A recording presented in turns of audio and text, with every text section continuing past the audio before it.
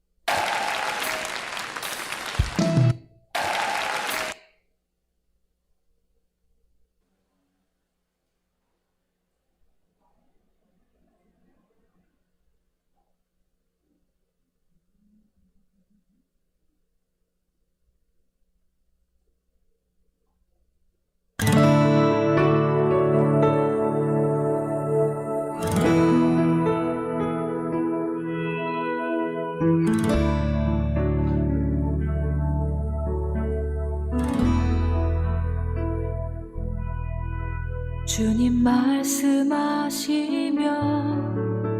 내가 나가리다. 주님 뜻이 아니면 내가 멈춰서리다. 나의 가고 서는 것 주님 뜻에 있으니 오 주님 나를 이끄소서.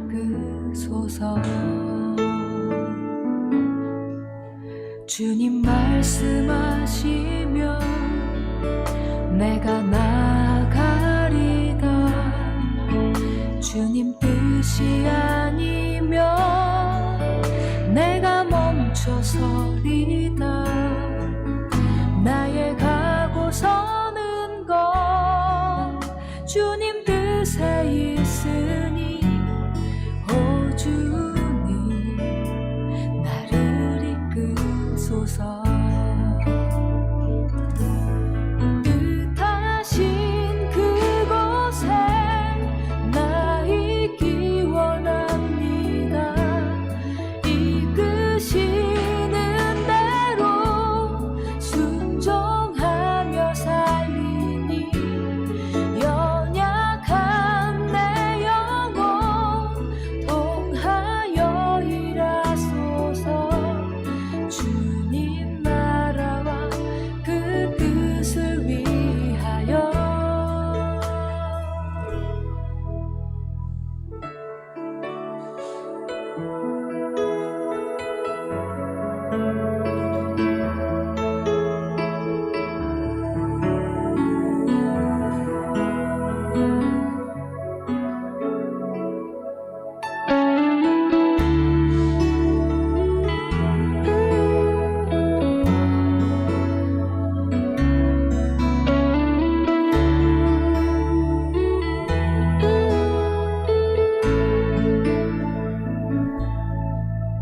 주님 말씀하시면 내가 나가리다. 주님 뜻이 아니면 내가 멈춰서리다. 나의 가고 서는 것 주님 뜻에 있으니 오 주님 나를 이끄소서. 뜻하신 그곳에 나 있기 원합니다. 이끄시는 대로 순종하며 살리니 연약한 내 영혼 통하여 일하소서. 주님 나라와 그 뜻을 위하여. 뜻하신 그곳에 나 있기 원합니다. 이끄시는 대로 순종하며 살리니 연약한 내 영혼 통하여 일하소서. 주님 나라와 그 뜻을 위하여. 오 주님 나를 한번 이끄소서. 해볼까요?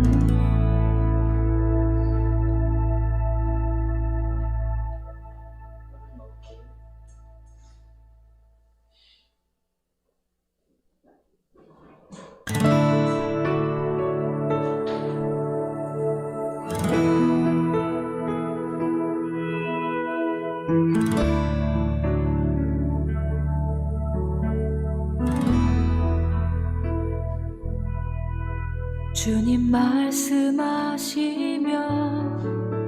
내가 나가리다. 주님 뜻이 아니면 내가 멈춰서리다.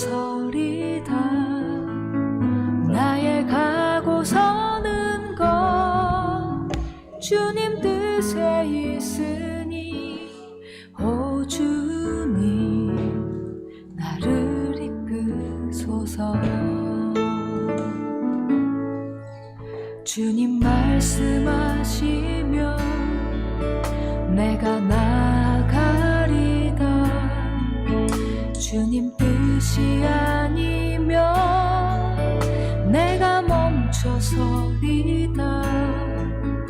나의 가고 서는 것 주님 뜻에 있으니.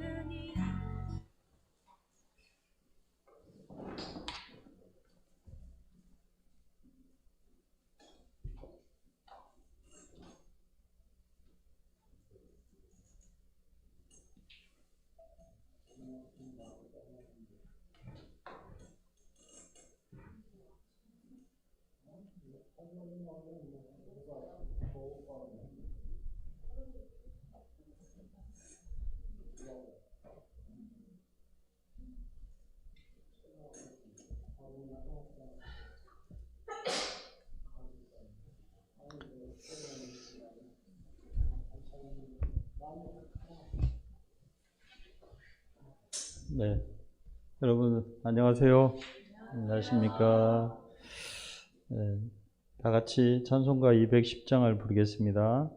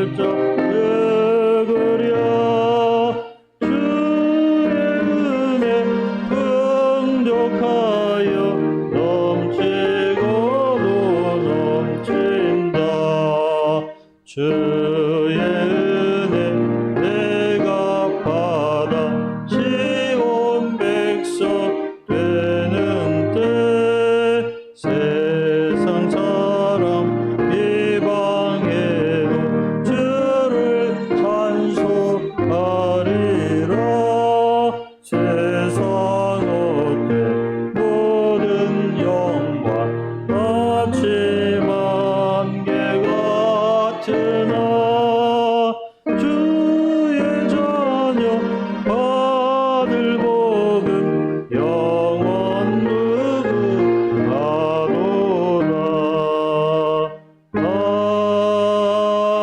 아멘. 자, 그러면 일어나셔서 사도신경으로 신앙을 고백하겠습니다. 사도신경 시작. 나는 전능하신 아버지 하나님 천지의 창조주를 믿습니다. 나는 그의 유일하신 아들 우리 주 예수 그리스도를 믿습니다. 그는 성령으로 잉태되어 동정녀 마리아에게서 나시고 본디오 빌라도에게 고난을 받아 십자가에 못 박혀 죽으시고 장사된 지 사흘 만에 죽은 자 가운데서 다시 살아나셨으며 하늘에 오르시어 전능하신 아버지 하나님 우편에 앉아 계시다가 거기로부터 살아있는 자와 죽은 자를 심판하러 오십니다. 나는 성령을 믿으며 거룩한 공교회와 성도의 교제와 죄를 용서받는 것과 몸의 부활과 영생을 믿습니다. 아멘. 예, 찬송가 5장을 같이 찬송하겠습니다.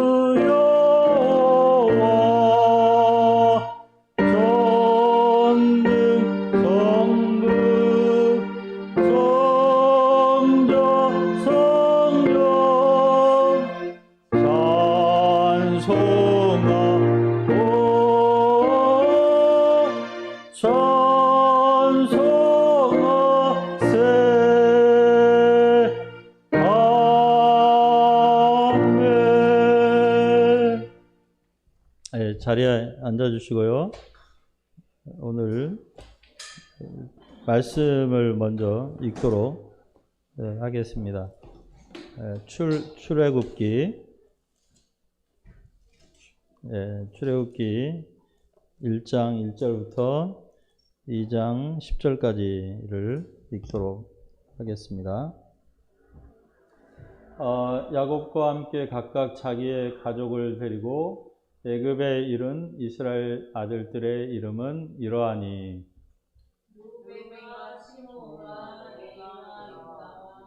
이사갈과 스불론과 베냐민과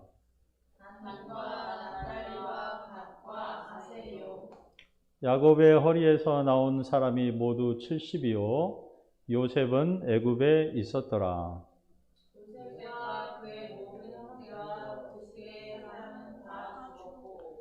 이스라엘 자손은 생육하고 불어나 번성하고 매우 강하여 온 땅에 가득하게 되었더라.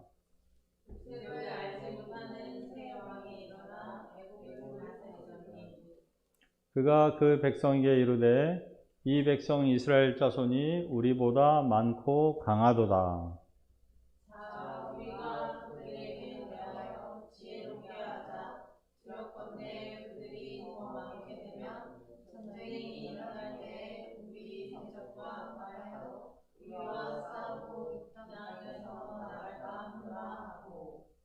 감독들을 그들 위에 세우고 그들에게 무거운 짐을 지워 괴롭게 하여 그들에게 바로를 위하여 국고성 비돔과 람셋을 건축하게 하니라.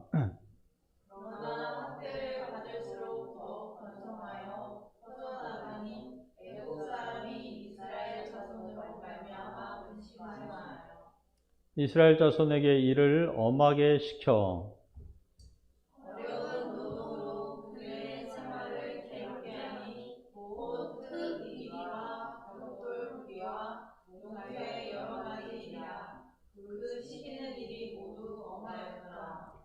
애굽 왕이 히브리 산파 십부라라 하는 사람과 부하라 하는 사람에게 말하여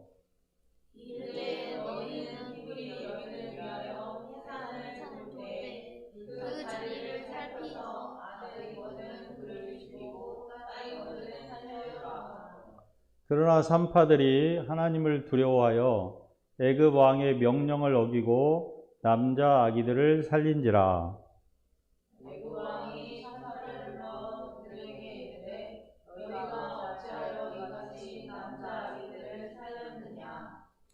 산파가 바로에게 대답하되 히브리 여인은 애굽 여인과 같이 아니하고 건장하여 산파가 그들에게 이르기 전에 해산하였더이다 하매 하나님이 그 산파들에게 은혜를 베푸시니 그 백성은 번성하고 매우 강해진다. 그 산파들은 하나님을 경외하였으므로 하나님이 그들의 집안을 흥왕하게 하신지라. 그러므로 바로가 그의 모든 백성에게 명령하여 이르되 아들이 태어나거든 너희는 그를 나일강에 던지고 딸이거든 살려두라 하였더라. 네 가족 중 한 사람이 가서 레위 여자에게 장가들어 그 여자가 임신하여 아들을 낳으니 그가 잘생긴 것을 보고 석 달 동안 그를 숨겼으나 더 숨길 수 없게 되매 그를 위하여 갈대 상자를 가져다가 역청과 나무 진을 칠하고 아기를 거기 담아 나일강과 갈대 사이에 두고 그의 누이가 어떻게 되는지를 알려고 멀리 섰더니 바로의 딸이 목욕하러 나일강으로 내려오고 시녀들은 나일강가를 거닐 때 그가 갈대 사이에 상자를 보고 시녀를 보내어 가져다가 열고 그 아기를 보니 아기가 우는지라 그가 그를 불쌍히 여겨 이르되 이는 히브리 사람의 아기로다. 그의 누이가 바로의 딸에게 이르되 내가 가서 당신을 위하여 히브리 여인 중에서 유모를 불러다가 이 아기에게 젖을 먹이게 하리이까. 바로의 딸이 그에게 이르되 가라 하매 그 소녀가 가서 그 아기의 어머니를 불러오니 바로의 딸이 그에게 이르되 이 아기를 데려다가 나를 위하여 젖을 먹이라. 내가 그 싹쓸 주리라. 여인이 아기를 데려다가 젖을 먹이더니 그 아기가 자라매 바로의 딸에게로 데려가니 그가 그의 아들이 되니라. 그가 그의 이름을 모세라하여 이르되 이는 내가 그를 물에서 건져내었음이라 하였더라. 우빈이 한번 읽어볼래요? 그 아기가 자라매 바로의 딸에게로 데려가니 그가 그의 아들이 되니라. 그가 그의 이름을 모세라 하여 이르되 이는 내가 그를 물에서 건져내었음이라 하더라. 네, 감사합니다. 자, 그러면 기도를 우리 리브가 사모님이 하신 다음에 말씀을 전하겠습니다. 네, 기도하겠습니다.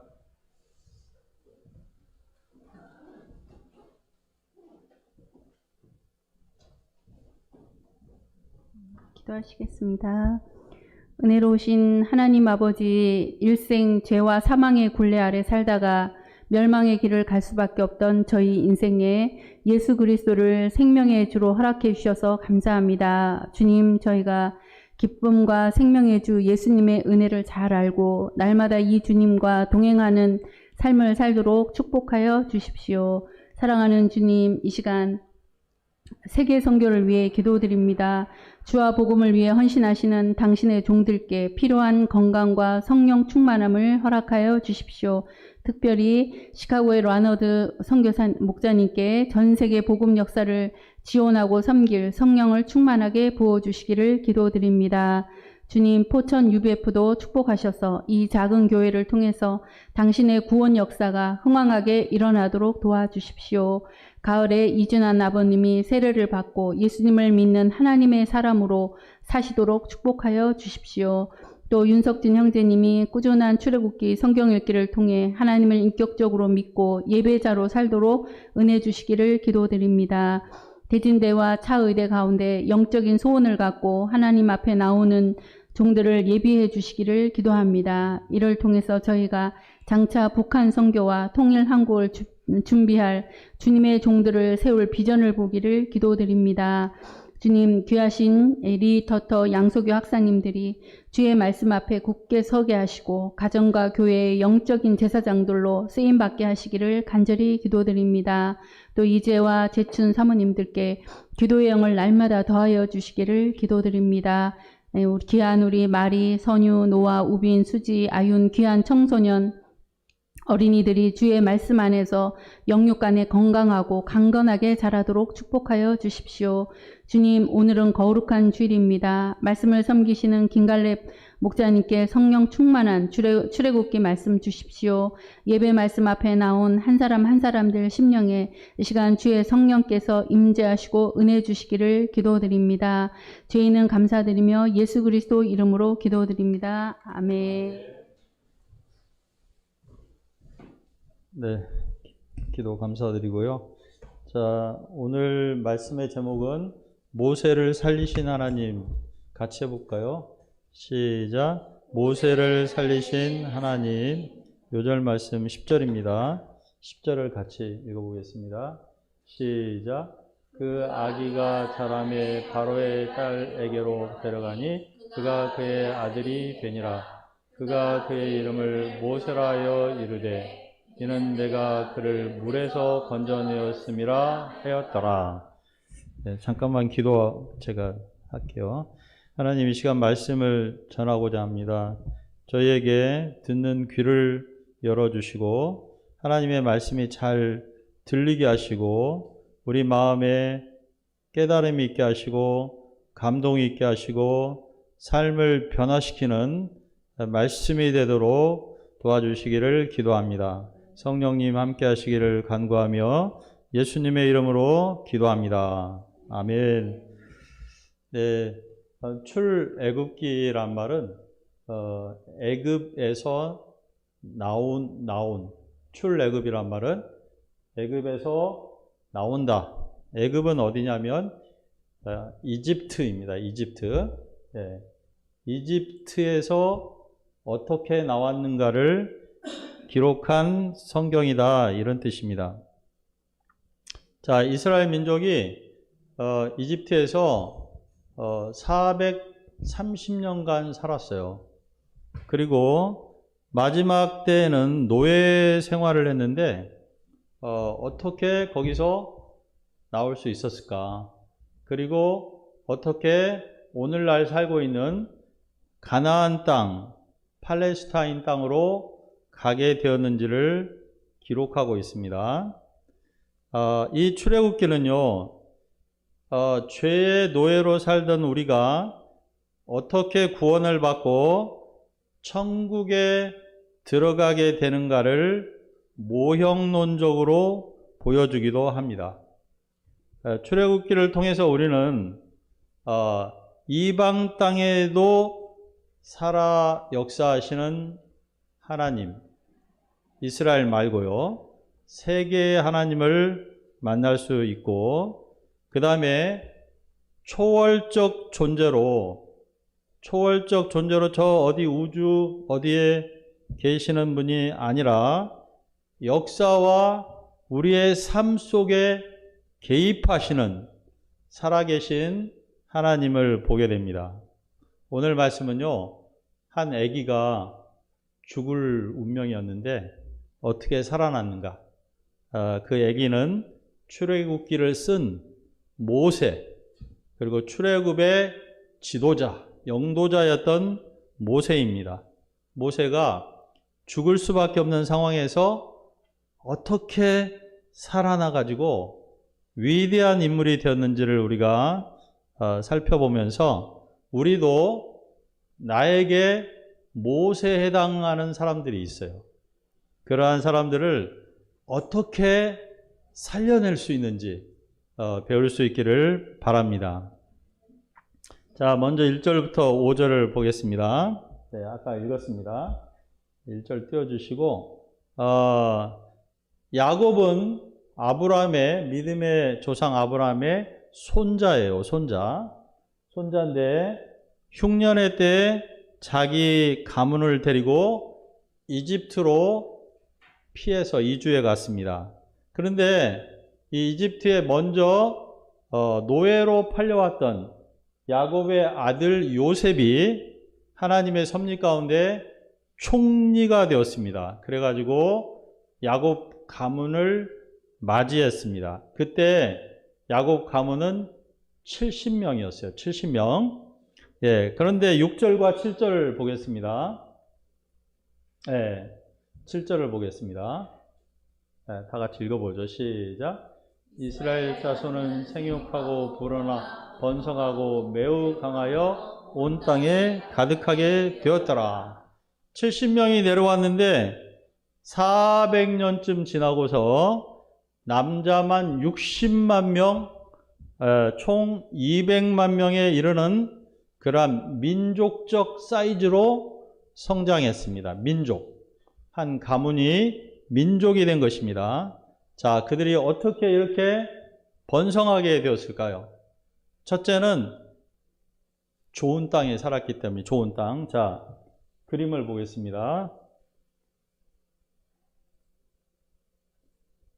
예, 이건 이제 모세입니다. 모세. 아시겠죠? 멋있죠? 이건 영화 배우예요. 예, 그 다음.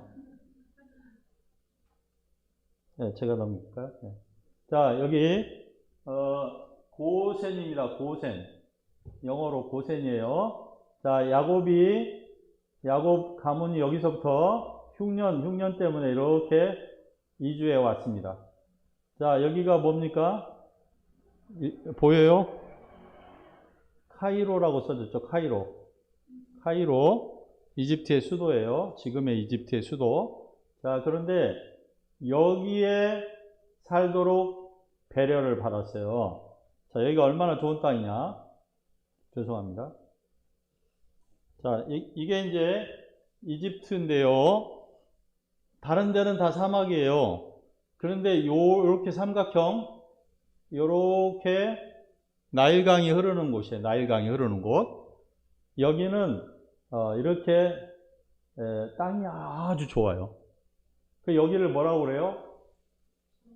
삼각주. 나일강 삼각주라고. 여기가 제일 좋은 곳이에요. 그런데 요셉이 이스라엘 민족이 여기 살도록 이렇게 배려를 한 거예요. 그래서 여기를 성경학자들은 민족의 자궁이라고 말해요. 애기집. 민족이 여기서 태어났다는 거예요. 엄마 뱃속에 애기집이다. 이렇게 말합니다.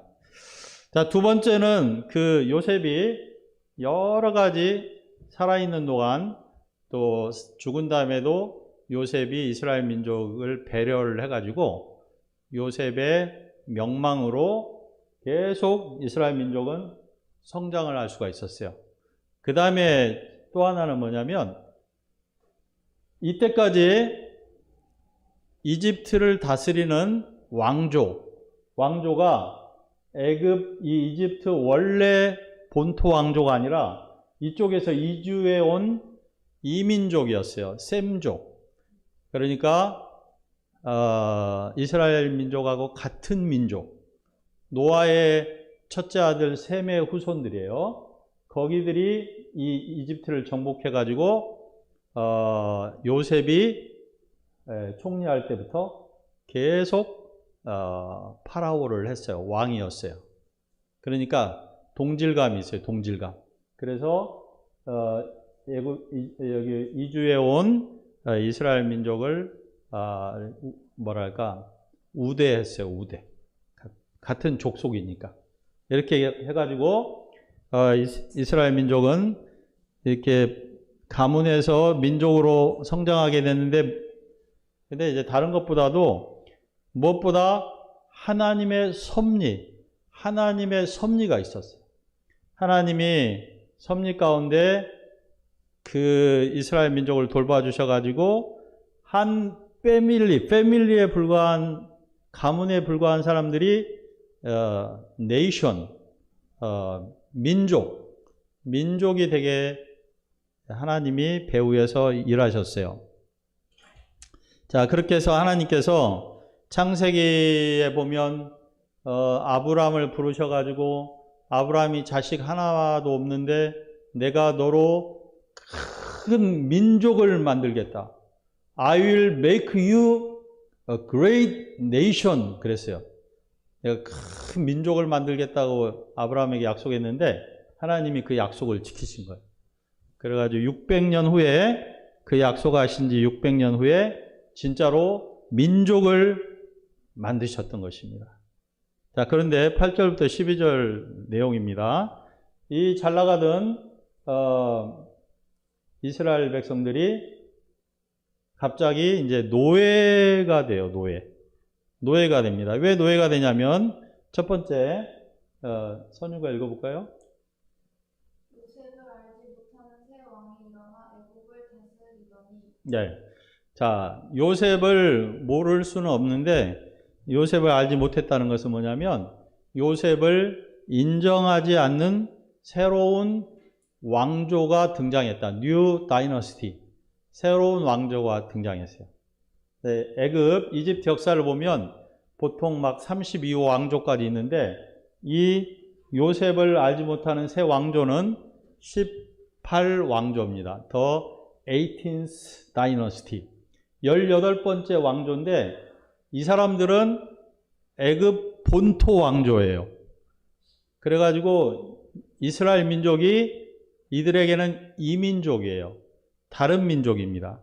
그래서 경계를 하기 시작했습니다. 예. 자, 그래가지고, 자, 다시 지도로 돌아갈게요. 자, 여기 보면, 여기 사는데, 이 이스라엘 민족이 너무 번성하고 너무 강했어요. 근데 이 사람들이 자기 이집트 사람들을 공격해도 문제인데 더 문제는 뭐냐면 여기 쪽에 있는 이민족들하고 손잡고 이 본토 왕조를 공격할 수가 있었어요. 그래서 이제 이스라엘 민족을 두려워하고 경계하기 시작했습니다. 경계하면서 이거 어떻게 하나 하다가 이런 그 정책을 이제 쓰게 됩니다. 이스라엘 민족을 노예화시키고 이스라엘 민족을 강제 노동에 동원하고 감독들을 세워서 그 삶을 철저히 감시하는 그런 체제를 만듭니다. 그래가지고 구체적으로 이스라엘 민족을 그 파라오를 위한 국고성과 대규모 건축물을 짓는 데 동원하게 됩니다. 자, 아까 다시 말씀으로 돌아가 보시죠. 예. 자, 여기 아까 이제 파라오의 걱정이 나오죠. 예. 자, 이렇게 한 겁니다. 그죠? 예. 그런데 12절을 보겠습니다. 12절을 선유가 다시 한번 읽어볼까요? 그러나 학대를 받을수록 더욱 번성하여 퍼져나가니 애국 사람이 이스라엘 자손으로 말미암아 근심하여. 네. 자, 학대를 받는데 고생을 많이 해도 인구가 줄어들지 않는 거예요. 그 이유가 뭘까 생각해보면 남자들이 막 고생하면서 체력 단련이 돼가지고, 체력 단련이 돼서 더 힘이 세진 것 같아요. 그리고 또 파라오의 의도를 눈치채고 민족이 없어지면 안 된다 그래가지고 더 막 아기를 많이 낳으려고 그렇게 했던 것 같습니다. 그렇게 해서 오히려 더 인구가 늘어났어요. 그래서 이 파라오는 여기 본문에 바로라고 되어 있는 거 파라오라고 제가 지금 읽고 있습니다. 이 파라오는 이스라엘 사람들에게 더 힘든 일을 시키기 시작했어요. 예. 그런데 요새는 말하면 3D 일들을 시킨 것입니다. 근데 그걸로 부족해가지고 어떤 계획을 세우는가. 자, 여기 보면 아기 낳을 때 도와주는 사람을 산파라고 그래요. 산파라고 하는데요. 산파 책임자 2명, 십부라고 부하라는 사람을 불러다가 아기 낳을 때 아들이 태어나면 죽여라. 아들이 태어나면 죽여라. 딸이면 괜찮다. 이랬어요. 자, 그러면 이런 명령을 받은 그 산파, 출산 도우미입니다. 출산 도우미. 예, 이게 어떻게 하기 쉽습니까? 이게 아기가 태어났는데 남자애가 태어나면 죽여야 돼요. 도와주는 척 하면서 죽이는 거예요. 자, 이런 명령 받았을 때 그 명령이 너무 비인도적이고 잔인한 사람이 할 수 없는 명령이죠. 그래도 할 수밖에 없어요. 왜냐하면 너네들 안 그러면 죽인다. 막 그랬을 거예요.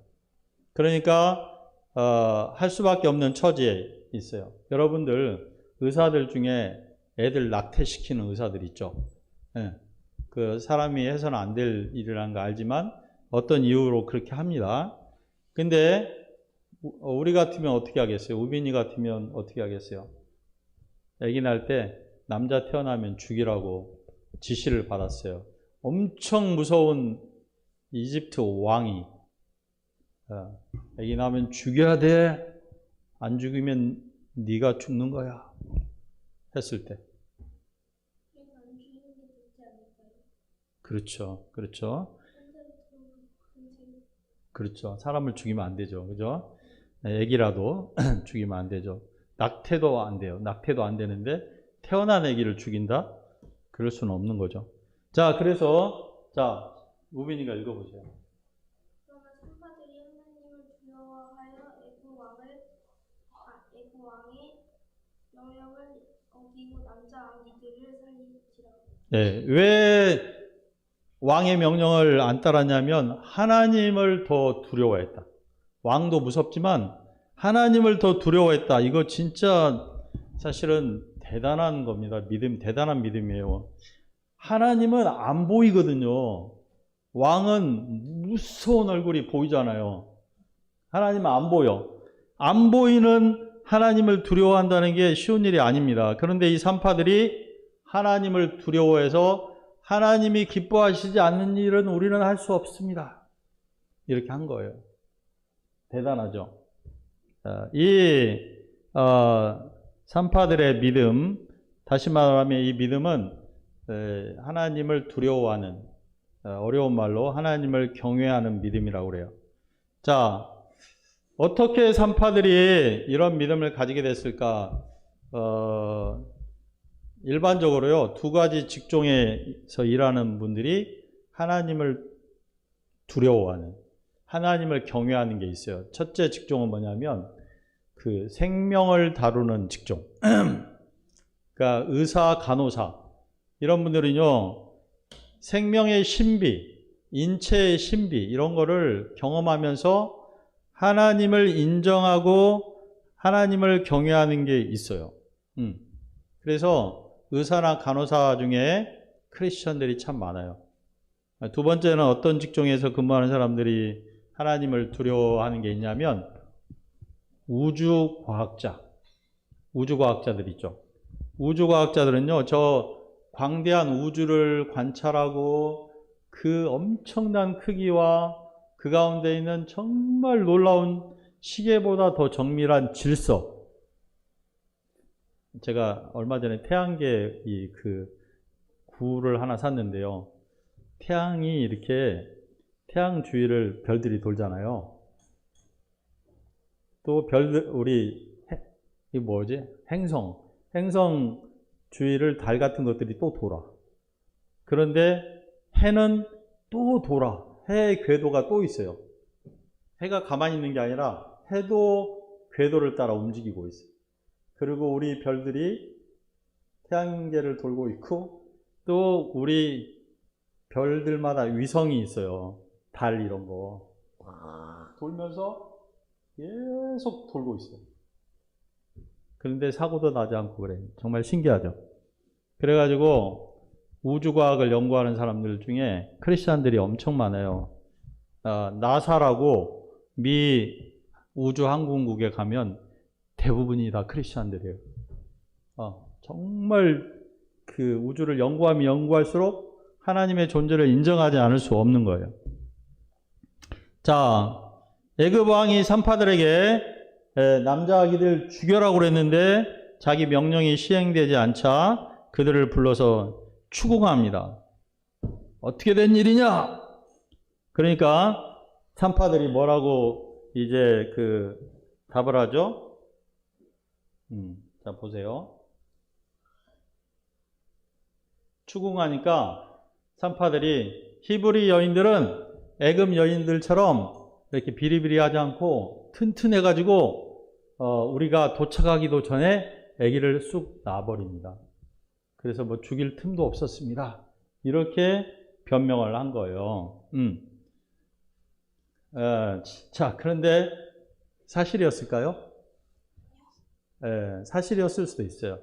아기가 산파가 오기도 전에 막 나와버린 거예요. 그런데 또 다른 면에서는 약간 변명이에요, 변명.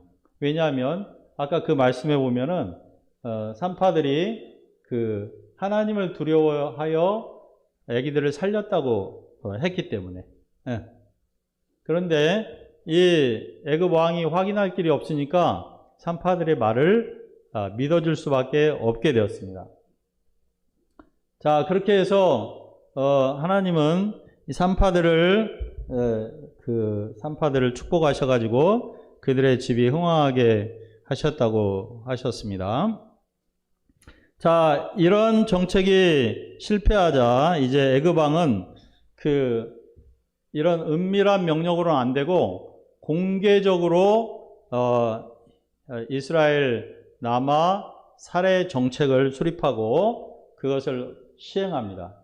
자, 어떻게 하라고 그랬죠? 22절 같이 읽어보겠습니다. 시작.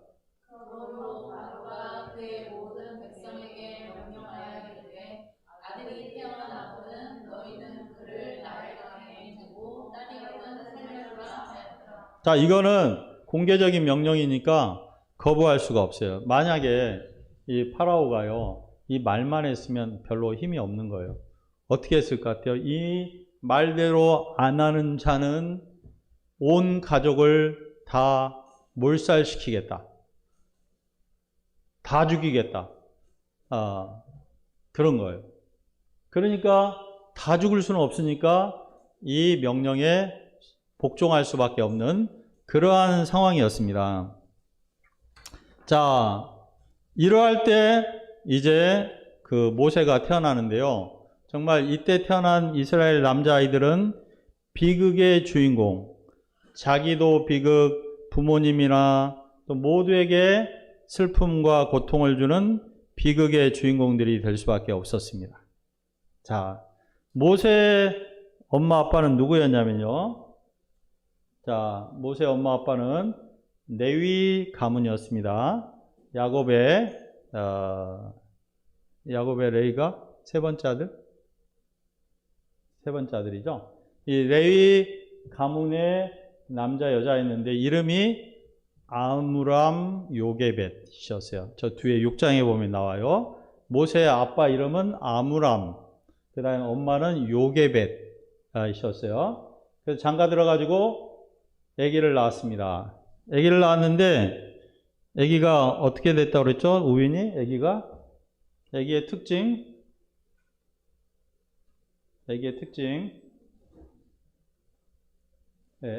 어때요?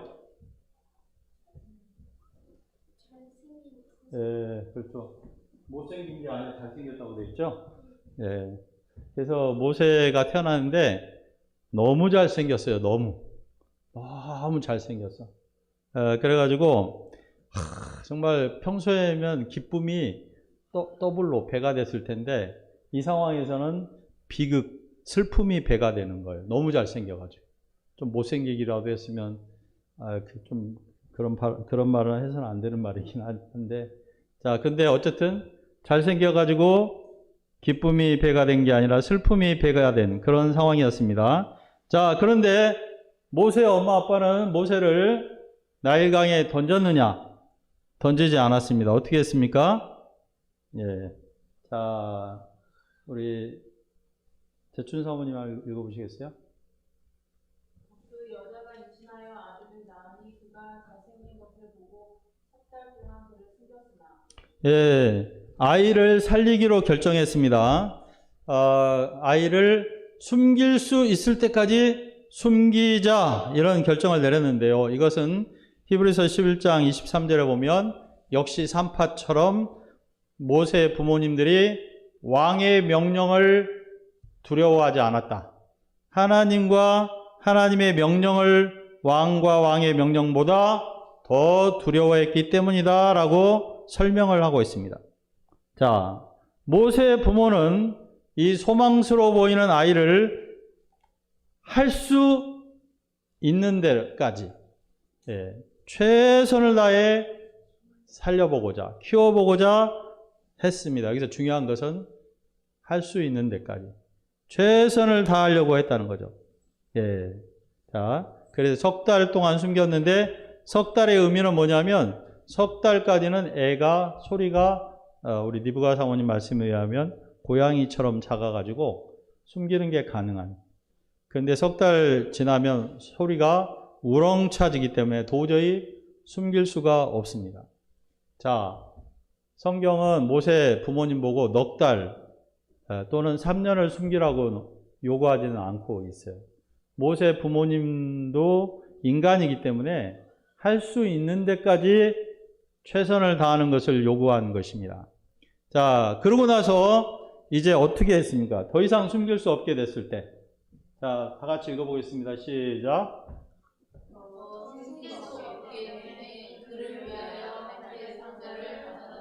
역청과 나무진을 칠하고 아기를 거기 담아 나일강과 갈대 사이에 최선을 다한 다음에 갈대 상자를 구했어요. 갈대 상자가 뭐냐면 그 갈대로 만든 박스예요. 박스. 거기다가 아기를 눕혀야 되는데 물이 들어오니까 역청과 나무치는 방수 처리하는 겁니다. 방수 처리. 그렇게 해서 아이를 어디에 뒀어요? 나일강과 갈대 사이에 두었어요. 제가 이번에 보면서 이집트 왕자라는 그 만화 영화가 있는데 그게 엄청 잘못 만들어졌다는 걸 알게 됐어요. 거기 보면 갈대 상자에 애기 넣고 어떻게 하죠? 띄우죠. 물에다. 그래야 갈대 상자가 막 흘러가면서 막 악어 사이를 막 뚫고 가고 무슨 막 그 우리 래프팅 할 때 막 그 있잖아. 파도 같은데 막 해가지고 한 1km, 2km를 간 다음에 어떻게 하다가 왕궁 목욕터 앞에 도착하거든요. 성경에 어떻게 그렇게 돼 있어요? 전혀 그게 없죠. 어디에 뒀다고요? 갈대 사이. 갈대 사이라는 건 뭐냐면 갈대 사이에 놓다는 건 흘러가지 못하게 했다는 의미예요. 흘러가 버리면 위험하지. 그러니까 흘러가지 못하게 오히려 갈대 사이에다가 놓은 거예요. 자, 그냥 갈대 사이에 놓은 게 아닙니다. 예. 자, 그의 누이가 어떻게 되는지 알려고 그 누나 이름은 미리암이에요. 미리암이 지켜보고 있었어요. 자, 그리고 바로의 딸이 목욕하러 그곳에 옵니다. 그곳에. 그래서 갈대 사이에 상자가 이렇게 걸려 있는 것을 봐요. 자, 그럼 여기서 우리가 알 수 있는 게 뭐냐면 그 모세 부모님하고 미리암하고 이 애를 이 갈대 상자에 넣어서 어디에 둘지를 의논해 가지고 어떤 곳에 놨다는 걸 알 수가 있어요. 흘러가게 한 게 아니라는 거죠. 그러면 그들이 의논해 가지고 어디에 놓은 거예요?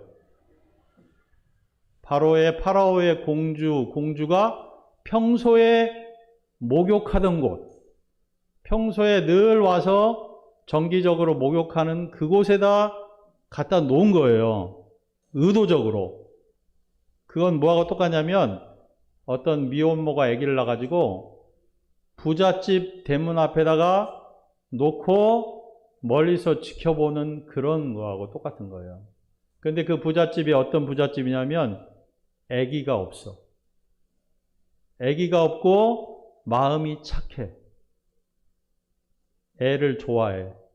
그런 집 앞에다가 아기를 이렇게 갖다 놓아요. 그럼 대부분 부잣집에서 그 아기를 거두어서 키워줘요. 그런 식으로 바로의 공주가 목욕하는 곳에 일부러 갖다 놓은 것입니다. 자, 그러자 아니나 다를까 바로의 공주가 목욕하러 왔고요. 갈대 상자를 발견하고 시녀를 통해서 갈대 상자를 거두어 왔는데 열어보니까 아기가 있어요. 아기가. 그리고 공주가 아기를 바라보는 순간 아주 타임리하게, 아주 적절하게 그때 왕 하고 울었어요. 그래가지고 아기가 우는 걸 보고 공주가 너무나 불쌍하게 느껴졌어요. 아기가 또 잘못 울면 미워 보이기도 한데요. 정말 불쌍하게 보이게 잘 울었어요. 네. 그리고 공주가 아기를 보니까 아기가 너무나 잘생겨서 이 공주가 모세에게 첫눈에 그냥 빠져버렸어요. 첫눈에 반했어요. 모세. 애기지만 너무 잘생겨가지고 보고 그냥 빠졌어요. 근데요, 이 공주는 그 애기가 히브리 사람, 즉 이스라엘 민족의 애기임을 알았는데, 보통 공주 같으면 아니 우리 아버지가 이스라엘 민족 애기들 다 죽이라고 그랬는데 여기 애기가 살아가지고 여기 있네? 그러면서 시녀들 보고 당장 뒤집어 엎어, 그냥 물속에 넣어버려 라고 했을 거예요. 그런데 이 공주는 어떻게 봅니까? 그 아기를 불쌍히 여기더니 이 아기를 키우고 싶어 하는 거예요. 이거를 모세의 누나 미리암이 눈치를 챘어요. 이 공주님이 아기를 키우고 싶어 한다. 그래가지고 제가 유모를 불러올까요? 이렇게 한 거예요. 왜냐하면 이 공주님은 아기를 낳아본 적이 없기 때문에 젖을 먹일 수도 없고 그러기 때문에. 자, 그러면 도대체 이게 좀 이해가 안 되는 대목입니다. 자, 히브리인 아기라는 걸 알고서 아기를 키우려고 했다는 거. 근데 이것은 그 당시 사정을 알면 의문이 풀리는데요. 이 공주라는 사람은요, 지금 파라오의 딸이 아니고 전임 파라오의 딸이에요. 근데 왜 공주라고 불리우는가? 지금은 왕비인데 왜 공주라고 불리우냐면, 이 사람만이 이 애굽 18왕조의 설립자의 혈통을 이어받은 유일한 파라오의 딸이에요. 네, 그렇기 때문에 이 사람은 나이가 들어도 계속 바로의 공주라고, 바로의 딸이라고 불리우는 그런 여자였어요. 네, 이 여자에 대해서 소개를 해드릴게요. 사진 한번 보겠습니다. 사진. 네, 제가 넘기겠습니다. 자, 이거는 역사인데, 지금 우리가 얘기하고 있는 때가요, 죄송합니다. 여기 뭐라고 돼 있어요? 선유? 예, 지금 거의 우리나라 고조선 이야기입니다. 이 출애굽기가 우리나라 거의 고조선 이야기예요. 여기 보세요. 여기 나오죠? 자, 애굽 18왕조의 이 여자가 바로 바로의 딸이에요. 이 여자가 이름이 누구냐면 하쉿슈트라는 여자입니다. 자, 이 18왕조의 창시자가 아흐모세, 그 다음에 하쉿슈트의 아버지가 투트모세 무남 동료 딸이에요. 누구랑 결혼했냐면 투트모세 2세. 투트모세 2세는 사위예요, 사위. 이 사람은 이 아흐모세의 피가 한 방울도 안 섞인 사위. 그 하쉿슈트는 이 아버지의 무남 동료 딸. 그래서 이 하쉿슈트의 위상이 어떠했냐면, 남편도 이 여자에 대해서는 아무런 터치를 할 수가 없어요. 이 이집트에서 이 하쉿슈트가 파라오보다 더 세. 더 권위가 있어. 혈통적으로나 모든 면에서. 그렇기 때문에 이 하쉿슈트가 아기를 뭐 어디서 데려와 키워, 이런 거를 막을 수가 없어요. 남편인 투트모세 2세가 막을 수가 없어요. 그리고 투트모세 2세가 애굽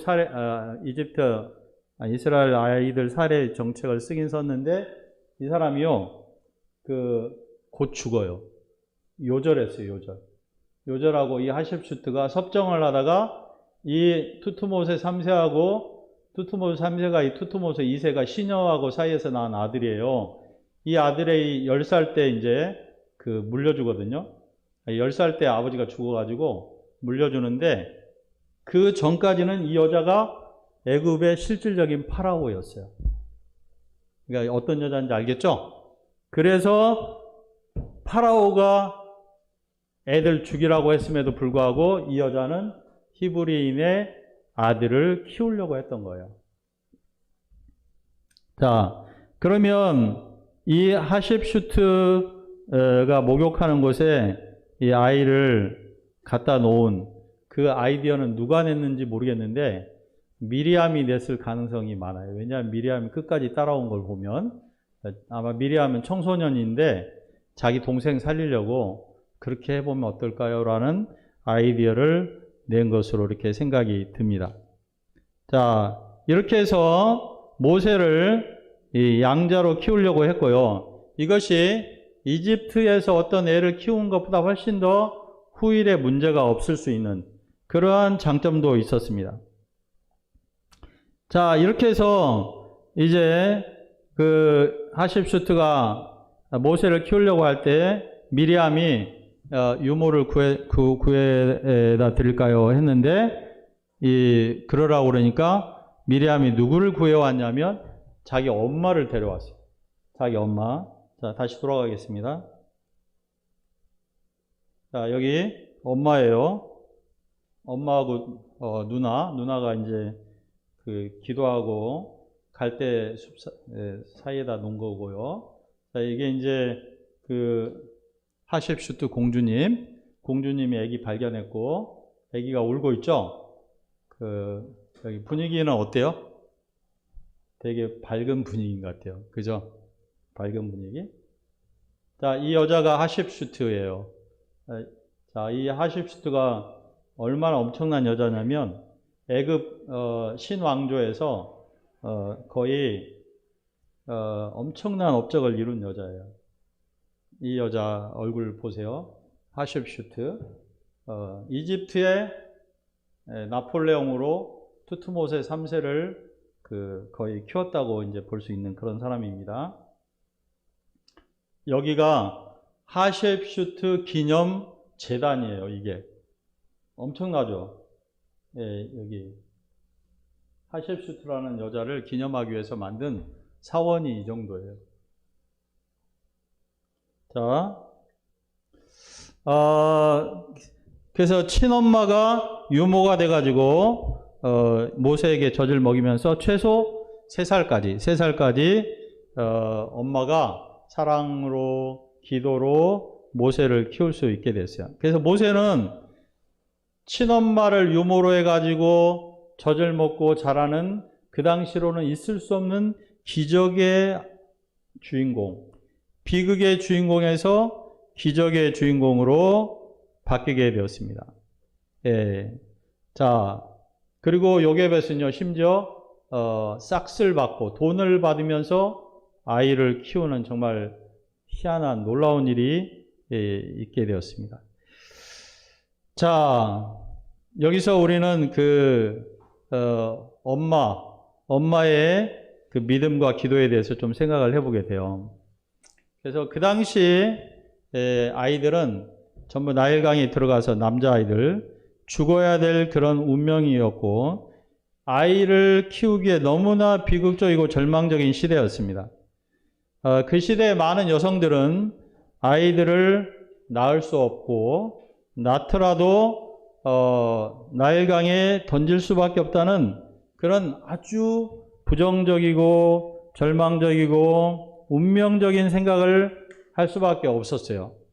그래서 아마도 제가 생각할 때는 실제로 어떤 부모는 자기 아이를 나일강에 던진 다음에 정신적인 충격으로 미쳐버린 그러한 부모도 있지 않았을까 싶을 정도입니다. 그런데 모세의 엄마와 또는 아빠 또는 누나는 이 절망적인 상황에서 믿음을 가졌고 또 하나님을 경외했고 제가 생각할 때는 하나님께 지혜를 구했고 하나님의 은혜를 구했어요. 그래서 야고보서 1장 5절에 보면 이런 말씀이 있어요. 너희 중에 지혜가 부족하거든 모든 사람에게 후히 주시고 꾸짖지 아니하시는 하나님께 구하라 그리하면 주시리라 이런 말씀이 있어요. 우리가 어떻게 해야 될지 모를 때 그게 우리 인간의 지혜의 한계예요. 그때 도저히 지금으로서는 어떤 수도 생각할 수 없다 이런 때가 우리 인생에 있어요. 그럴 때 너희 중에 지혜가 부족하거든 모든 사람에게 후히 주시고 꾸짖지 아니하시는 하나님께 구하라 그리하면 주시리라. 거기서 살 길이 나와요. 살 길. 그래가지고 놀랍게도 남아 살해 정책을 시행한 파라오의 부인을 통해서 살 길이 있었던 거예요. 정말 하늘이 무너져도 솟아날 구멍이 있고 하나님의 지혜는 한계가 없습니다. 어떤 경우에도 살 길이 있다. 살릴 길이 있다. 이것이 믿음의 사람들이 가져야 될 생각이에요. 자, 그렇게 해서 이제 10절을 보면 결국은 아마 한 3년 정도 요괴벳이 키운 것 같아요. 젖을 뗄 때까지. 어떤 사람은 12살까지 키웠다는 학자도 있는데 한 3살 정도로 보면 3년 동안 이 엄마가 이 모세를 안고 얼마나 감사하면서 모세를 위해 기도하고 축복하고 노래도 불러주고 뭘 했는지 모르겠지만 성경도 그러니까 하나님의 약속도 이렇게 들려줬을 수도 있고 그렇습니다. 자, 그렇게 해서 궁중에 들어가게 됐고요. 공주는 그 아이의 이름을 모세라고 지었어요. 모세. 자, 모세라는 이름은 특별한 이름이 아니에요. 아까 봤죠? 애굽 18왕조의 창시자가 모세. 아버지도 투트 모세. 그리고 동생, 나중에 이제 동생, 아니 형인가 동생인지 모르겠는데 그 라이벌도 투트 모세 3세. 그 당시에는 모세가 왕의 이름이었기 때문에 모세라는 이름 자체는 그렇게 특별한 이름은 아니에요.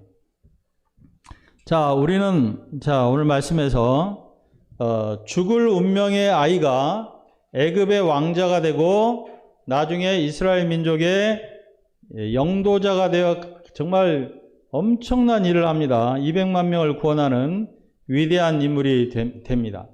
자, 이럴 수도 있고 죽을 수도 있고 그런 상황에서 부모님들의 믿음과 기도가 그 관건이었다는 것입니다. 우리가 여기서 육신의 자녀를 어떻게 키울 것인가, 영적인 자녀는 어떻게 키울 것인가에 대해서 생각을 해보는데 일단은 정말 그 아이를, 그 양들을 소중히 여기는 것입니다. 정말 귀하게 여기고 내가 어떻게든지 살려야 되겠다. 어떻게든지 살리고 최선을 다하는 것이죠. 최선을 다하는. 그리고 하나님이 살아계심을 믿고 긍정적인 생각을 하고 하나님의 지혜를 구하고 하나님의 은혜를 구하고요. 네, 지혜만 해가지고 부족하고 또 은혜가 필요합니다.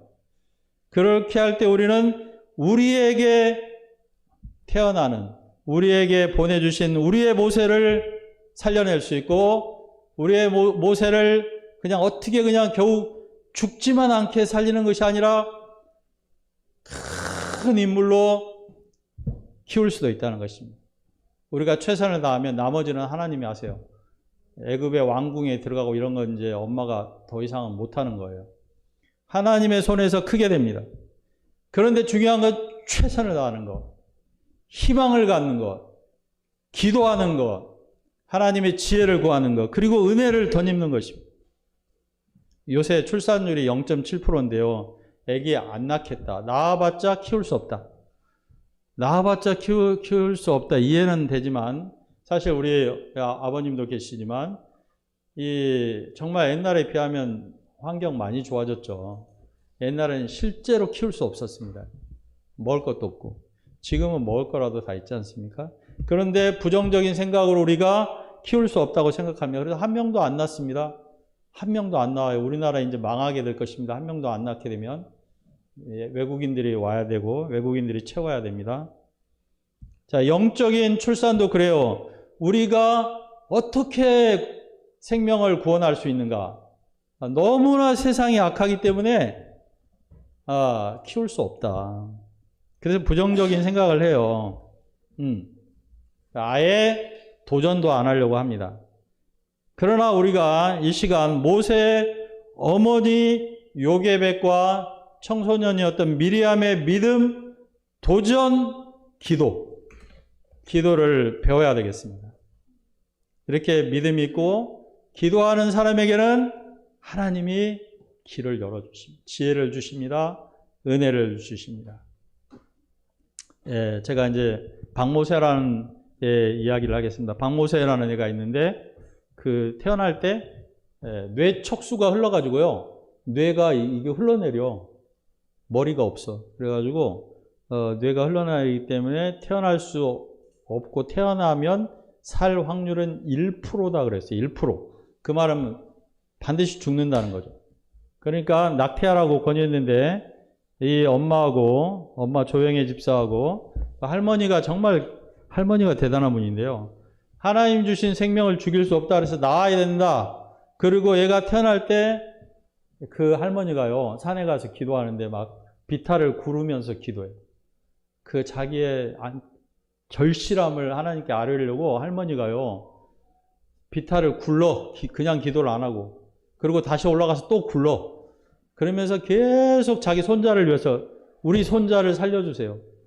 우리 손자를 살려주세요. 하나님의 영광을 나타내게 해주세요. 의사들이 절대 못 산다고 그랬으니까 그 아빠가 만약에 우리 애가 살면 하나님이 하신 거겠네요 라고 그 아빠도 아빠, 엄마, 할머니 전부 믿음이 좋아요. 거기 그 누나도. 예. 그런데 이제 태어날 때 뇌를요 90%를 잘라냈어. 뇌가 보통 사람의 10분의 1밖에 없어요. 그런데 얘가 살았어요. 얘가 살았고요. 근데 얘가 잘 한쪽 귀는 안 들리고 한쪽 눈도 잘 안 보여.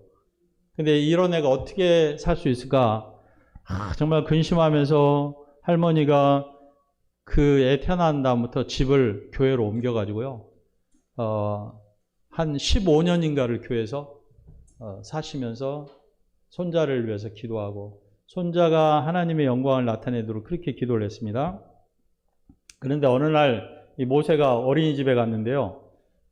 그 노래를 했는데 너무 목소리가 청아하고 뭔가 이렇게 울림이 있어요. 울림. 그리고 사람들이 막 그렇게 얘기하는 거예요. 그래가지고 노래를 잘하나? 그런데 이 노래를 나중에 시켜보니까 얘가 절대 음감이 있어요. 그래서 들으면 듣자마자 기억해가지고 그대로 불러. 그래서 노래를 엄청 잘하게 됐어요. 그래가지고 음악적으로 키워져가지고 이 박모세가 교회와 세상에서 노래로 하나님께 영광을 돌리고 특히 절망과 부정적인 생각 가운데 있는 부모님들, 청소년들에게 희망을 전하는 희망의 천사, 희망의 청년이 됐어요. 그래서 오늘 그 모세의 노래를 한번 들어보겠습니다. 모세의 노래를 한번 틀어주시겠어요? 잠깐만요.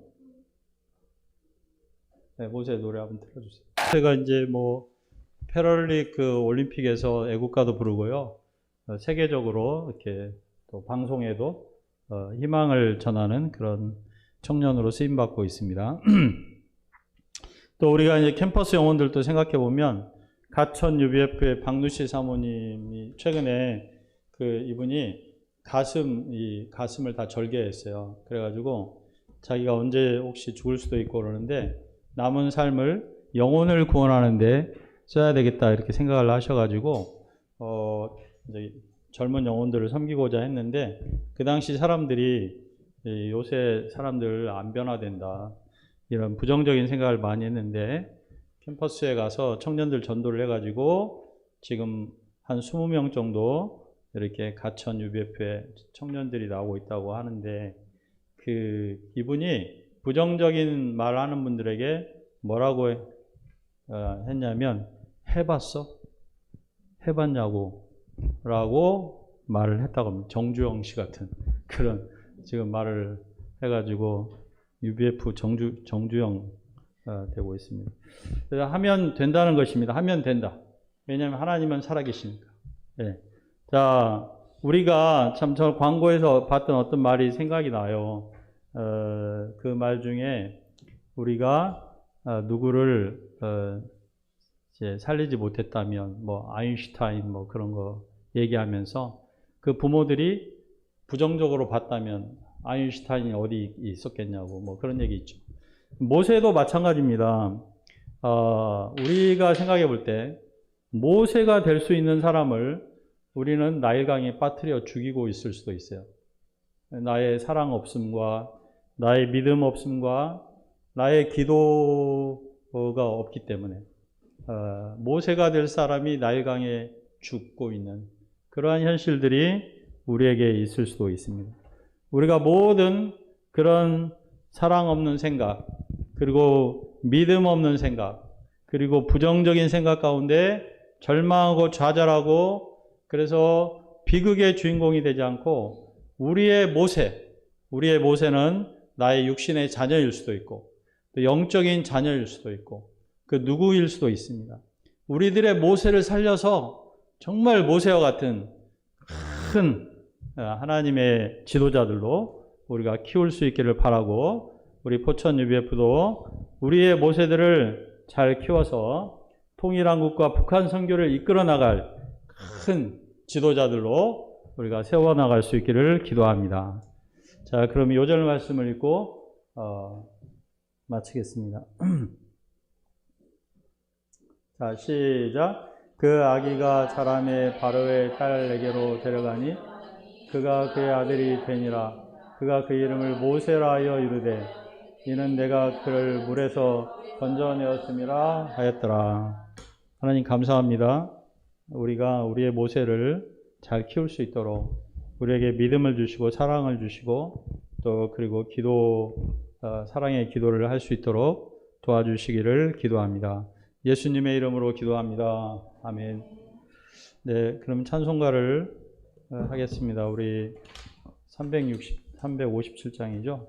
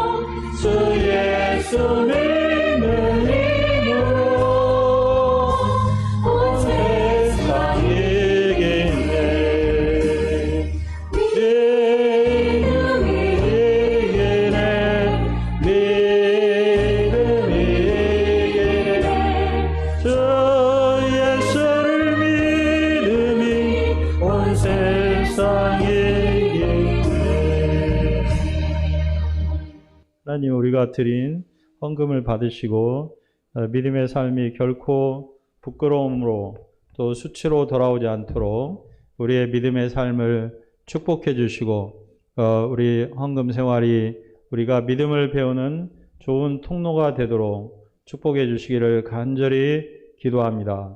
예수님의 이름으로 기도합니다. 아멘.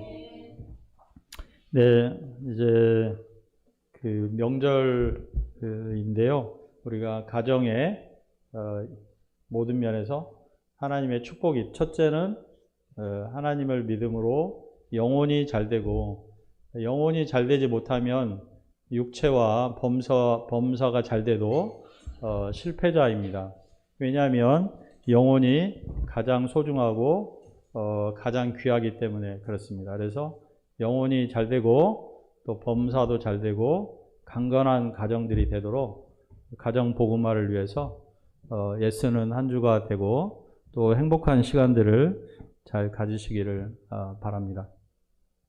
예, 자, 출애굽기 말씀을 통해서 우리가 초월적인 존재가 아니라 우리 삶에 역사하시는 하나님, 그리고 모세를 살리시는 하나님, 또 이스라엘 민족을 번성하게 하시고 하나님의 때에 이제 출애굽하게 하시는 모든 일의 배후 가운데 살아계신 하나님, 우리 삶에 함께 하시는 살아계신 하나님을 만나고 체험하는 계기가 되도록 기도해 주시고, 우리가 출애굽기를 다 공부하고 나서 하나님을 진정으로 예배하고 또 하나님의 뜻이 뭔지를 아는 그런 역사가 있기를 기도하고, 기도하실 때 우리 윤석진 형제님이 출애굽기 이제 13장 전반부까지 홍해 앞에까지 먼저 가 있어요. 홍해까지 먼저 가 있는데 성경 공부하는 태도는 너무 좋고 너무 놀랍습니다. 저는 어떻게 이렇게 성경을 잘 요약하고 얘기하는지 그저 놀라울 따름입니다. 우리 석진 형제님이 실제적인 살아계신 하나님을 만나고 또 예배자가 되도록, 또 하나님과 동행하는 분이 되도록 기도해 주시면 감사하겠어요. 혹시 기도 간절히 기도 부탁할 거 있습니까? 그 카톡방에 있으면 올려주시고, 우리 아까 모세 엄마의 간증이 있는데, 내가 매일 기쁘게 나오거든요. 거기 제가 단톡방에 올려드리겠습니다. 정말 제가 들은 그 간증 중에 그렇게 은혜로운 간증도 참 드문, 많은 눈물을 흘리면서 듣고, 야, 진짜 하나님 살아계시구나 처음 했던 그런 간증인데 올려드리도록 하겠습니다. 자, 그러면 다 같이 일어나서 주기도 문송하겠습니다.